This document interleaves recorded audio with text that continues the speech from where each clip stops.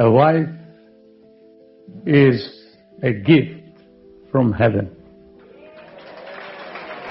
Because of you I love, because of you I live, and because of you I am what I am.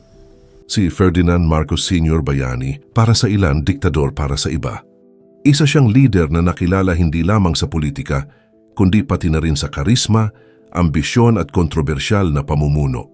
Ngunit bago ang kapangyarihan, bago ang kontrobersya at bago ang paghawak niya sa pinakamataas na posisyon sa bansa, may mga kwento muna ng pag-ibig, sikreto at mga babaeng minsang naging sentro ng kanyang mundo. Sino-sino nga ba ang mga babaeng nagpatibok sa puso ni Ferdinand Marcos Sr.? Balikan natin ang kanilang mga kwento, simula sa unang bahagi ng kanyang buhay. Pero bago po ang lahat, baka pwedeng palike muna ang video na ito. Isang simpleng click lang, pero malaking tulong yan sa aming mga content creators para makagawa pa ng mga kwentong gaya nito. Maraming salamat po. Si Carmen Ortega ang itinuturing na unang long-term partner ni Marcos bago siya pakasalan ni Imelda Romualdez noong 1954. Isang Ilocana mestiza si Carmen mula sa prominenteng political family sa La Union. Kilala siya hindi lamang sa kanyang kagandahan, kundi sa kanyang intelihensya at maayos na postura na nagbigay sa kanya ng titulo bilang Miss Press Photography 1949. Ang kanyang ganda at karisma ay hindi lamang pumukaw sa mga mata ng publiko, kundi naging dahilan upang si Marcos ay ma-attract sa kanya sa murang edad. Ayon sa ilang saksi, madalas silang makita si Marcos at Carmen na magkasama sa opisina ni Attorney Quilates sa Central Bank noong 1952. Ipinakilala ni Marcos si Carmen bilang Mrs. Marcos sa kanyang mga kaibigan at legal contacts. At may lumabas pang engagement announcement sa pahayagan noong 1953 na nagpapatunay na seryoso ang relasyon nila. Noong 1951, bumili si Marcos ng bahay sa Ortega Street, San Juan, kung saan sila nanirahan ni Carmen kasama ang 4 nilang anak. 2 sa mga anak ay ipinanganak bago pa man maging senador si Marcos. Kaya malinaw na bago ang kanyang pampulitikang karera, si Carmen ay naging malaking bahagi ng kanyang personal na buhay. Ang bahay na ito ay nagsilbing santuwaryo ng kanilang pamilya, isang lugar na puno ng alaala at pagmamahalan bago pa man dumating ang kasikatan at pampulitikang ambisyon ni Marcos. Pagdating ng 1954, nang ikasal na si Marcos kay Imelda, lihim na inilipat ang pamilya ni Carmen sa tulong ng ina ni Marcos, si Josefa. Pinanatili silang maayos at sinuportahan ni Marcos kahit sila'y itinago mula sa publiko. Ayon sa ilang ulat, pinanatili niya ang kabuhayan, edukasyon at kaligtasan ng mga bata na nagpapakita na hindi niya sila ganap na iniwan. Sa kabila ng kanyang ambisyon at pangarap, nanatili si Marcos na may malasakit sa kanyang unang pamilya, isang aspeto na hindi gaanong naiuulat sa kasaysayan. Si Dovie Beams naman ay isang Amerikanang aktres na dumating sa Pilipinas noong 1968 upang gumanap sa pelikulang Maharlika, isang proyekto na naglalarawan ng gerilyang bayani na siya ring representasyon ni Marcos. Sa isang cocktail party para sa cast, ipinakilala siya sa isang lalaking nagngangalang Freddy. Sa unang pagkikita, hindi niya alam na ang Freddy na ito ay ang mismong Pangulo ng Pilipinas. Naging madalas ang kanilang pagkikita mula sa set hanggang sa hotel, at kalaunan ay nagumpisa ang isang sikretong relasyon na tumagal ng halos 2 taon. Ngunit nang kumalat ang mga blind item at chismis sa pahayagan at radyo, nakarating na ito kay Imelda. Nagsimula ang pananakot, panghaharas at banta kay Dovie, na nagsabing kung hindi siya aalis baka mailagay sa panganib ang kanyang buhay. Bago siya tuluyang bumalik sa Amerika noong 1970, nagpa-press conference si Dovie at inilabas ang mga audio tapes ng kanilang pribadong pag-uusap at sandali ni Marcos kasama ang mga lambing, pagtawa at pag-awit ni Marcos ng Pamulinawen, isang Ilocano folk song.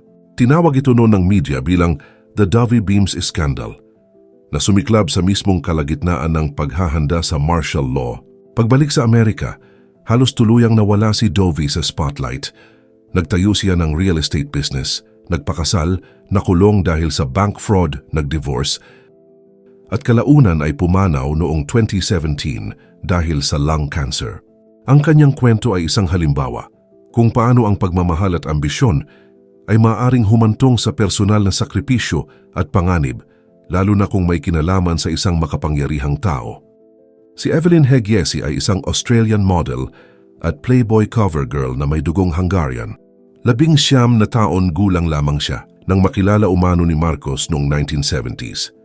May mga dokumento na nag-uugnay sa kanya sa ilang foundation at Swiss bank accounts na konektado sa yaman ng Marcos regime. Noong 1970, habang buntis, itinatag niya ang kumpanyang Austrophil Proprietary Limited sa Sydney, Australia. Kalaunan nakabili siya ng mansion sa Bayona Road, Point Piper, isa sa pinakamahal na lugar sa Sydney, gamit ang loan mula sa Swiss banking network na sinasabing konektado sa mga Marcos.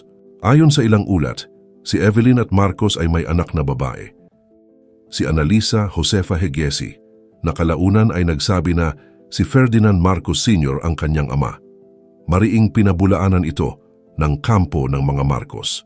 Bagamat maraming financial trail ang nag-uugnay sa kanila, kakaunti pa rin ang nalalaman tungkol sa kanilang personal na relasyon. Walang ebidensyang nagsasabing sila ay nagpakasal. At karamihan sa ulat ay nakatuon sa pera, legal na transaksyon at koneksyon sa mga bank account ng Marcos regime. Ang kwento nila Evelyn ay nagbukas ng maraming tanong tungkol sa yaman at secret dealings ng pamilya Marcos noong panahon ng kanilang kapangyarihan. At syempre, si Imelda Romualdez ang babaeng naging legal na kabiyak at First Lady ng Pilipinas. Bago pa man siya maging First Lady, isa ng beauty queen si Imelda. Tinagurian bilang Rose of Tacloban at nanalo sa iba't ibang pageant. Isa sa pinaka-kontrobersyal ay ang Miss Manila pageant, kung saan natalo siya kay Norma Jimenez dahil sa reklamo at apela. Binigyan siya ni Mayor Arsenio Lacson ng honorary title na Muse of Manila. Noong April 6, 1954, nakita ni Marcos si Imelda sa cafeteria ng Congress. Pagkaraan lamang ng 20 minutes na pag-uusap, nag-propose na si Marcos. Ayon kay Marcos, matagal na niyang ini-sketch ang babaeng mamahalin niya at si Imelda daw ang perpektong match sa sketch na iyon. Umabot lamang ng 11 days ang kanilang panliligaw. Ikinasal sila noong April 17, 1954 sa Baguio City sa isang civil wedding at sinundan ng church wedding ng May 1 sa San Miguel Cathedral sa Manila. Mula noon, naging simbolo ang mag-asawa ng karangyaan, kapangyarihan at impluensya sa politika. Si Imelda ay naging mahalagang bahagi ng pampublikong imahe ni Marcos mula sa kanyang pamumuno sa Malacanang, sa kontrobersya ng martial law hanggang sa kanilang exile sa Hawaii at hanggang sa huling hininga ng dating Pangulo. Imelda, you're my eternal sweetheart, inspiring you. Ang relasyon nila ay hindi lamang tungkol sa pagmamahalan, kundi sa politika, imahe at ambisyon. Makulay, magulo at minsan misteryoso, ganyan ang love life ni Ferdinand Marcos Sr. Ang bawat babaeng nakilala niya ay may sariling kwento, papel at marka sa kanyang personal na kasaysayan. Ang ilan ay lihim, ang ilan ay opisyal, at ang ilan ay naugnay sa kanyang kapangyarihan at yaman. At diyan nagtatapos ang kwento ng mga babaeng nagpatibok sa puso ni Ferdinand Marcos Sr. Ngayon, nais naming marinig ang inyong opinyon. Sino sa mga babaeng ito ang pinaka-interesante o nakakagulat sa inyo? May iba pa ba kayong alam na kwento na nais ibahagi? I-comment sa ibaba ang inyong saloobin, opinyon o kahit mga tanong. Huwag kalimutang i-like ang video kung nagustuhan ninyo, i-share sa inyong mga kaibigan, at mag-subscribe para sa mas marami pang ganitong kasaysayan na ating tatalakayin.